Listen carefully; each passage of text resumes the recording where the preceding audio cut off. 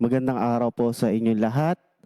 At again, Brother Richard po ang mag-share ng focus verse po natin sa araw na ito. Welcome po ulit sa ating morning tilaok. Again, today is Saturday, March 21, 2026. So, sa focus verse po natin sa araw na ito ay nagmumula po sa Matthew 16:24. Ang sabi po diyan, "Then Jesus said to his disciple, if any of you want to come with me, you must forget yourself. Carry your cross and follow me." Manalangin po tayo. Lord God, maraming po salamat sa panibagong araw na ibinigay niyo po sa amin, bagong umaga. Lord, na pinagkaloob niyo po sa amin. Pangunahan niyo po ang aming pakikinig ng inyong salita and bless niyo po yung mga listeners po sa araw na ito. Maraming po salamat. In Jesus' name, Amen. So, sa focus verse po natin, o title ko po ngayon is, Be a Follower of Jesus Christ. So, sa focus verse po natin sa araw na ito, kung tunay po talaga tayong follower ni Jesus Christ, at sinasabi natin na tayo ay anak ni Jesus Christ, kung tunay tayo na follower ni Jesus Christ, ang pagsunod sa Kanya, hindi lamang isang beses Ito ay araw-araw na kasama natin sa ating pamumuhay. Sa bawat araw, hinaharap natin ang bawat sitwasyon kung saan madili sanang unahin ang sarili nating kagustuhan. Pero, di ba, ang mga bagay na pang-worldly things, di ba, yun yung nasusunod sa ating buhay. Pero, di ba, sabi nga doon, tinawag tayo ni Jesus Christ na tanggihan ang ating mga sarili, pilitin, o kaya kalimutan, yung mga bagay na pang sarili natin. Lahat po tayo may magandang plano si Lord Jesus Christ sa bawat isa sa atin. Isa na po doon ay maranasan yung magandang buhay na ibibigay ng ating Panginoon. Nakasama siya. Pero mangyayari lang po yun, mararanasan lang natin yun. Kailangan natin siyang tanggapin sa ating buhay. Unahin natin si Jesus Christ. Sabi nga, siya yung tatanggapin natin, sundin at sundan.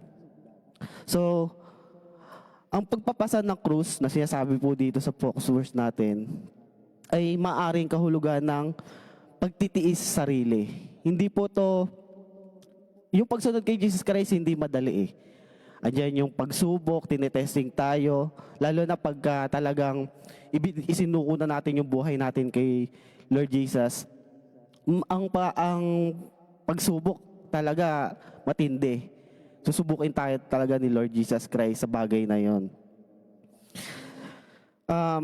Pag-iwas sa kasalanan, paggawa ng tama kahit walang nakakita, hindi to madali. Ngunit bawat hakbang na ating pagsunod sa ating Panginoon, mas lalo natin nakikilala si Lord. At nararanasan natin yung mga biyaya na nagmumula sa Kanya. Ngayon mga kapatid, ninyayahan tayo ng ating Panginoon, na sumunod sa Kanya. Hindi ito sa pilitan, di ba? Mababasa natin sa focus verse natin, di ba? If any one of you, di ba? Sinabi Jesus Christ, kung sino sa inyo, hindi sinabi niya sumunod kayo lahat. Sabi dito, if sumunod kayo, kung sino gustong sumunod sa inyo, sumunod kayo sa akin. Pasanin niyo yung cross niyo, and manatili kayo, di ba? Kaya dito mga kapatid, tuturuan tayo. So sabi dito, how to be a follower of Jesus Christ. Una, isuko ang ating sarili kay Jesus Christ. Deny yourself. Isuko ang sariling kagustuhan. Pride, ang pagkontrol sa sarili. Diba? Hindi dapat ang sarili na natin yung nasusunod, kundi yung kalooban ng ating Panginoon. Kasi kung ipipilit natin yung sarili nating kagustuhan, mababaliwala yung kalooban ni Lord. Hindi natin matatanggap kung ano yung gusto ibigay sa atin ng ating Panginoon. Piliin ang kalooban ng Diyos kaysa sa sarili. Dahil kung hindi natin gagawin ito, yung mga bagay na ito, mananatili tayong nakakulong sa sarili nating kagustuhan at hindi sa kalooban ng ating Panginoon. Number 2, take up your cross. So pinapakita dito na ang lalim na pananampalataya natin kay Lord, dapat maging matapat tayo sa Kanya. Kahit na mahirap ang sitwasyon, at tanggapin natin sa yung sakripisyo dahil may magandang plano si Lord sa buhay natin. Number 3, follow Jesus.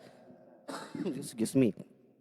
Kung susundin natin siya, kung susundin siya ng hindi lang sa salita, hindi lang sinabi na sundin mo si Jesus Christ. So sinunod mo nga pero wala naman talaga sa puso natin, 'di ba? Isabuhay natin ang mga turo araw-araw. Alam niyo mga kapatid, napakahalaga ng pagde-devotion, pakikinig ng salita. Dito, makikita kung sumusunod talaga tayo kay Lord and follower tayo ni Jesus Christ. Diba sabi nga kanina, kalimutan natin yung mga sarili natin. Kaya napaka-importante yung morning tilaok, nakikinig tayo, yung devotion life natin, ayun yung tahanan ng panalangin. Alam mo mga kapatid, dito sa church namin, ang bawat kapatiran po dito, bawat tahanan ay nagkakaroon ng tahanan ng panalangin. Napaka-importante nun dahil unang create ni Lord, family. And unang bubuhay ni Lord, family. Kaya napaka-importante sa loob ng pamilya meron tayong tahanan ng panalangin. Si Lord yung center ng buhay natin sa loob ng pamilya natin. Kaya gawin niyo mga kapatid, hindi ito required pero may kita nyo sa family nyo, may kita nyo yan sa pamumuhay nyo kung paano kumilos si Lord sa buhay natin at sa loob ng pamilya natin. Sabi dito, follow Jesus Christ. Sundin siya na hindi lang sa salita kundi sa gawa, isabuhay ang kanyang mga turo araw-araw dahil dito ang landas tungo sa tunay na buhay. Sundin siya para lumago tayo bilang Kristiyano upang lumago tayo sa kanyang mga salita. Ito yung magpapalago sa atin. Kaya sa atin mga kapatid, kung naintindihan talaga natin na tayo ay kung naintindihan natin talaga na ang message na, sa umagang ito, as a follower of Jesus Christ, alam natin na dapat natin gawin. May mga gantimpala na sa pagtitiis, Pang-eternal yung biyaya ibibigay ni Lord pag magtitiis tayo Yung mga bagay na nakikita natin, yung mga natatanggap natin dito sa mundong ito, pang panandalian lang pero ibibigay ni Lord sa atin pang-eternal. Dahil pangako ni Lord yan sa atin at ibibigay ni Lord sa atin yan. At may gantimpala sa pagtitiis, hindi na sayang bawat sakripisyo natin para lumago sa kingdom ni Lord. Nakikita niyan ang lahat. Nakikita ni Lord yan. Hindi bulag si Lord. Once na sumunod ka, ginawa mo yung kagustuhan ni Lord, nag-build ka ng kingdom ni Lord, lahat yan may gantimpala. Hindi yan kakalimutan, hindi nakikita ni Lord. Nakikita niya yan. Ang pagiging tunay na disciple o tagasunod ng Panginoon Diyos ay araw-araw na desisyon, hindi lang isang beses. Yung kalimutan, yung desire natin, pansinin natin yung cross na ginawa ni Jesus, yung ginawa ni Jesus Christ sa cross, 'Di ba? Ayun yung lagi natin iisipin at aalalahanin. Kaya 'di ba sa focus verse natin, prayer focus natin, pray for daily self-denial and wholehearted devotion to Jesus Christ. Kakalimutan natin. Lalo na gusto natin mapalipit yung pamilya natin kay Lord. Unahin natin ipasok si Lord sa pamilya natin. Tahanan ng panalangin, devotion, Ba? Kaya sa atin, unahin natin yung kagustuhan ni Lord. Huwag yung kagustuhan natin. Si Lord yung bahalang kumilos sa buhay natin. Kaya mga kapatid, manalangin tayo. Lord God, maraming po salamat sa araw na ito, Lord, na pinagkaloob mo. Lord, kay Lord ang manguna sa buhay ng bawat nakikinig sa araw na ito. Kayo po ang maging sentro ng buhay nila, maging sentro ng family nila, maging sentro ng bawat araw na ginagawa po namin. Lord, tinataas namin sa iyo yung buhay po namin, Lord. Ayaw namin na malayo sa iyo. Gusto namin maging matapat sa iyo, sumunod sa iyo. Dahil Lord, kiniklaim namin na anak mo kami. Kiniklaim namin na disciple mo kami. Pero walang saysay kung walang pagsunod. Nawa Lord, tulungan mo kami na maging masunurin sa iyo, maging matapat sa iyo. And nakikita naman namin, Lord, yung ginagawa mo naman, Lord, sa buhay po namin. Ganun din, Lord, prayer request para kay Brother Siron. Complete healing po sa kanya. Kayo po ang mag-clear, Lord, ng mga examen ng doktor sa kanya.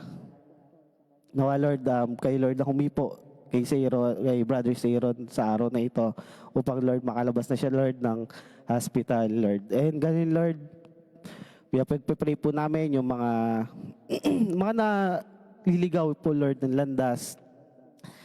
Humipuin mo sila, ibalik mo sila sa iyo, Lord. Huwag mo silang pababayaan na manatili, Lord, sa mga sitwasyon na kilalagyan nila ngayon. Abutin mo sila, ibalik mo sila sa tamang pagka-create mo sa kanila. Gamitin mo sila upang lumago ang kingdom mo. Thank you, Lord, sa